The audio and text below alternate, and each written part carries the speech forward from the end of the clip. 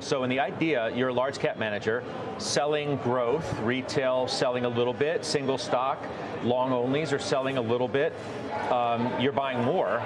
You bought more Meta, right? You bought more Meta, hello? We did, Scott, and I bet you that number changes next week, that retail flows back into the big five.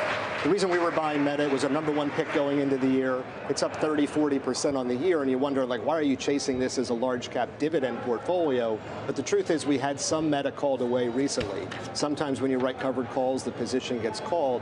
This is a name we want to have a full allocation to, so we're getting back into it. The shares that we lost, it's just portfolio size management on a name that we really love.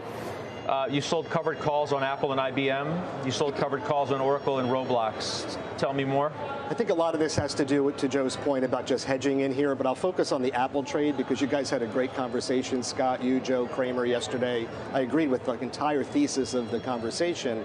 And when we look at this, Joe, you brought up a 240 ceiling as a potential price target. The conversation, just for those who didn't hear it, was the idea that Joe has been adding consistently over the last week or so to Apple against the idea that, you know, Kramer has always pushed of own it, don't trade it. Now, it's obviously a different environment around Apple shares today than it was over the course of however many years that Jim had made that argument. And he sat in the chair next to Kevin yesterday and said that he agreed with Joe's move, that he thought it was a good move. So just to let everybody in on the secret here, that's what the conversation was. Yeah, and I also thought his article over the weekend about some of the reasons the stock was recovering was really valid and insightful. But looking at the stock having come from such a low base, we bought it at 177 in April. The last buy was at 209. I think that was maybe 3 weeks ago. So we wrote a 245 call, and this only goes out for 2 weeks. So to Joe's point of a 240 ceiling, if we can get out of this at 245 in 2 weeks, I'll take the trade, I'll take the win. So Apple's having its best month since May of 24. There's a report today that Apple plots expansion into AI robots, home security, and smart displays. So they're, you know, trying to figure out how to flex a little muscle with what they've got. You bought more yesterday. That's sort of the moral of this story in what has been what you've called a mountain of momentum lately around this name. It's a momentum tsunami, and it's rebuilding of position from growth managers.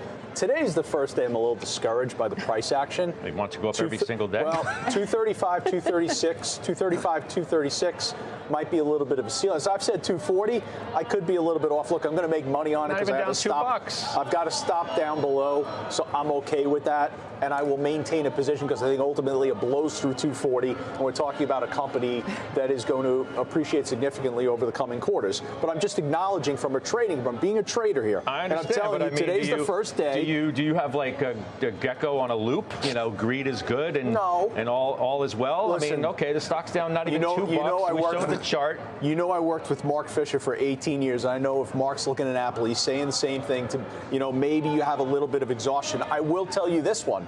Amazon. Okay, I gave Amazon as a final trade yesterday. I think Amazon's the next mega cap to go. It's going to blow through 242.